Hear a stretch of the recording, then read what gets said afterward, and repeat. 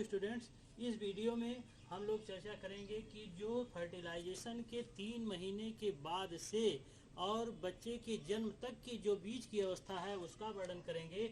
और उस समय इस गर्भस्थ शिशु को फीटस कहा जाता है और उसका जो पीरियड होता है गर्भावस्था के 3 महीने से लेकर के जन्म तक पार्चुरेशन तक की जो अवस्था होती है वो उसका फीटल पीरियड कहलाता है। उसमें जो गर्भस्थ शिशु विकसित हो रहा होता है उसको फीटस कहते हैं। उस समय इस गर्भस्थ शिशु में प्लेसेंटा का निर्माण ठीक ढंग से हो जाता है और उससे जो हार्मोन स्रावित होने लगते हैं उनका उसके विकास में अहम रोल भी होता है। उस समय प्लेसेंटा से का जो विकास हो जाता है वह गर्भाशय की आंतरिक दीवार से भोज्य पदार्थ और उससे ब्लड की सप्लाई द्वारा भोज्य पदार्थ स्रावित करने लगता है और इससे प्लेसेंटा से एक हार्मोन स्रावित होता है ह्यूमन कोरियानिक गोनेडोट्रोपिन। यह ह्यूमन कोरियानिक गोनेडोट्रोपिन की मात्रा मादा के ब्लड से यूरिन में आने लगती है और इसी को टेस्ट करके उसका जो है कि प्रेगनेंसी टेस्ट भी किया जा सकता है। इसी ह्यूमन कोरियानिक गोनेडोट्रोपिन का ही प्रेगनेंसी टेस्ट किया जाता है प्रेगनेंसी टेस्ट में, और तब पता चल जाता है कि यह गर्भवती है या प्रेग्नेंट है या नहीं है।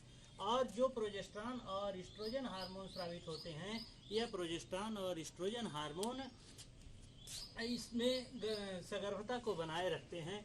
और एक और हार्मोन इससे स्रावित होता है HPS, ह्यूमन प्लेसेंटल सोमैटोमेमोट्रोपिन हार्मोन। इसको प्लेसेंटल लैक्टोजन भी कहा जाता है। यह हार्मोन क्या करता है कि इनमें चूँकि नाम ही है इसका है ह्यूमन प्लेसेंटल सोमैटोमेमोट्रोपिन, तो यह एक वृद्धि हार्मोन का कार्य करता है और इसकी टारगेट सेल स्तन ग्रंथियाँ होती हैं। अर्थात यह HPS हार्मोन स्तन ग्रंथियों के विकास को प्रेरित करता है, यानी उन ग्रंथियों को विकसित। और 3 महीने के बाद इसका स्रावण तो अधिक होने लगता है और मेमरी ग्लैंड्स दुग्ध निर्मित करने के लिए प्रेरित होने लगती हैं और उनका विकास अधिकाधिक होने लगता है। स्तन ग्रंथियों का विकास इस हार्मोन की सहायता से अधिक होने लगता है। अब हमने अभी बात कहा कि तीसरे माह से लेकर के जन्म तक के गर्भस्थ शिशु को फीटस कहते हैं और तीसरे उसका जो पीरियड होता है उसको फीटल पीरियड कहा जाता है। तीसरे से चौथे माह में उसकी अंगों की ऑर्गेनोजेनेसिस हो जाती है, यानी उस फीटस के शरीर में ऊतकों और अंगों का निर्माण हो जाता है। उसमें बाह्य जननांग स्पष्ट हो जाते हैं, यानी अगर नर विकसित हो रहा है तो उसमें टेस्टिस और मादा विकसित हो रही तो ओवरी, अर्थात उसमें गोनैड्स का डेवलपमेंट अधिक हो जाता है। और इसी 3 महीने में उसका लिंग परीक्षण भी किया जा सकता है। स्पष्ट रूप से लिंग परीक्षण इसमें किया जा सकता है तीसरे महीने में, और पता चल जाता है कि उत्पन्न होने वाली जो संतान होगी वह नर होगी अथवा मादा होगी। 5वें से छठे महीने में यह जो गर्भस्थ शिशु है यह लगभग 15 सेंटीमीटर लंबा और लगभग 500 ग्राम भार का हो जाता है और उस समय उसका तीव्र शारीरिक विकास होता है 5वें से 6वें महीने में। इसके बाद 7वें से 8वें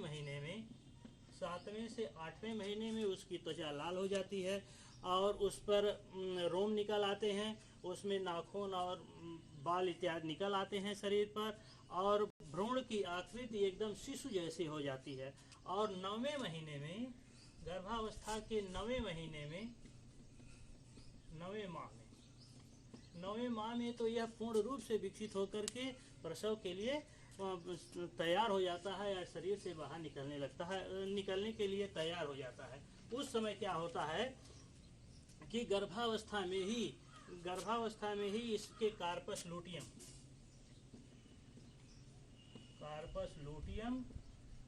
और प्लेसेंटा से एक हार्मोन स्रावित होता है रिलैक्सिन। यह रिलैक्सिन हार्मोन क्या करता है कि श्रोण मेखला की प्यूबिक सिम्फाइसिस को लचीला बनाता है और उसकी वृद्धि करता है और वह काफ़ी लचीली हो जाती है प्यूबिक सिम्फाइसिस, और जिसके कारण मादा के जननांग और प्यूबिक सिम्फाइसिस थोड़ा लचीले हो जाते हैं और बच्चे को प्रसव में बड़ी सुगमता होती है, पार्चुरेशन में बड़ी ही सुगमता होती है। और जब लास्ट टाइम आता है यानी 9वें महीने के आखिरी सप्ताह में, 9वें महीने के आखिरी सप्ताह में ओवरी से एक हार्मोन स्रावित होता है, ईस्ट्रोजन। ओवरी से, और ये हार्मोन थोड़ा प्लेसेंटा से भी थोड़ी मात्रा इसकी स्रावित होती है। तो यह जो ईस्ट्रोजन हार्मोन स्रावित होता है ओवरी से 9वें महीने के आखिरी सप्ताह में, यानी जब लगभग बच्चे का जन्म होने वाला होता है, उस समय यह हार्मोन जो ईस्ट्रोजन हार्मोन स्रावित होता है, यह यूटेरस के लिए एक रिसेप्टर का कार्य करता है और यह सूचना पहुंचती है मस्तिष्क के हाइपोथैलेमस में। और जब मस्तिष्क का हाइपोथैलेमस संवेदित होता है तो वह पिट्यूटरी ग्लैंड के पोस्टीरियर लोब को हार्मोन्स निकालने के लिए प्रेरित करता है। तो पिट्यूटरी ग्लैंड के पोस्टीरियर लोब से एक हार्मोन स्रावित होता है, ऑक्सीटोसिन।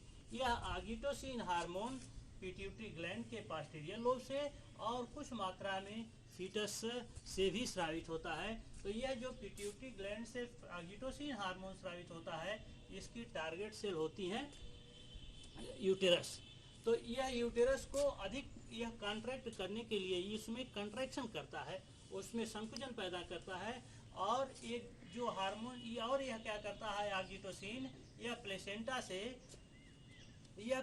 प्लेसेंटा से प्रोस्टाग्लैंडिन स्रावण के लिए भी प्रेरित करता है, यानी दो कार्य करता है। यह जो ऑक्सीटोसिन हार्मोन है, यह यूटेरस में कॉन्ट्रैक्शन उत्पन्न करता है और प्लेसेंटा से प्रोस्टाग्लैंडिन्स के स्रावण को भी प्रेरित करता है।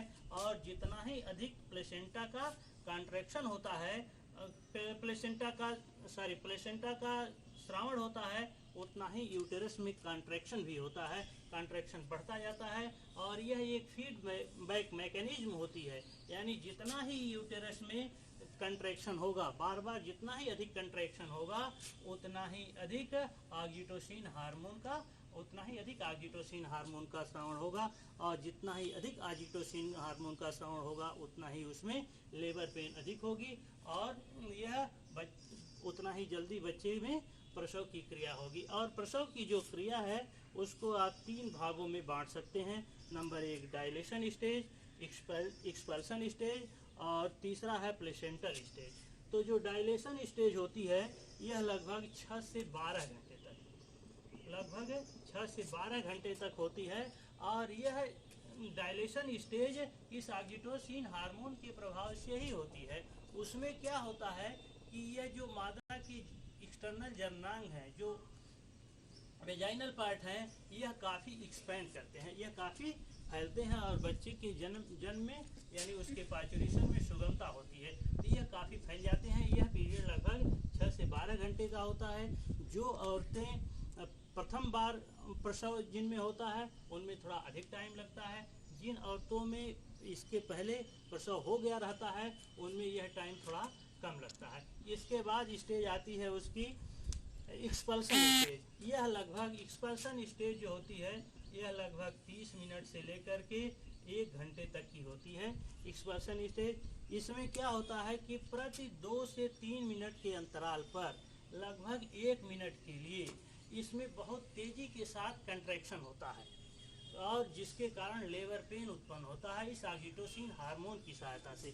और प्रति 2-3 मिनट के अंतराल पर यह कंट्रैक्शन काफ़ी तेजी के साथ होता रहता है और लेबर पेन होती रहती है। और फिर इसके बाद स्टेज आती है उसकी जो प्लेसेंटल स्टेज। उसके पहले ही जब यह कॉन्ट्रैक्शन स्टेज होता है तो यह काफ़ी एक्सपेंड कर जाता है यह जर्नांग, और यह बच्चा इस वेजाइनल मार्ग से होते हुए बाहर निकल आता है और इसी क्रिया को पार्चुरेशन कहा जाता है।